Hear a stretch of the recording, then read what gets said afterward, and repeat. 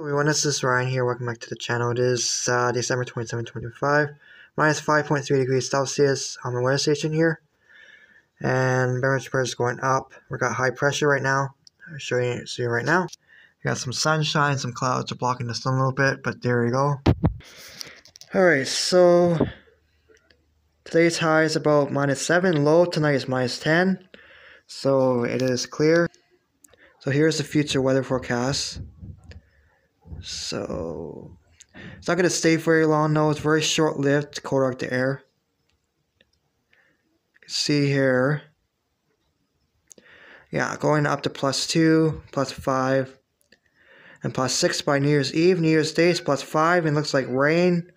Low -1. So basically, we have tomorrow, next day it's going to warm back up again. So very short-lived, cold Arctic air. There you go, guys. Take care.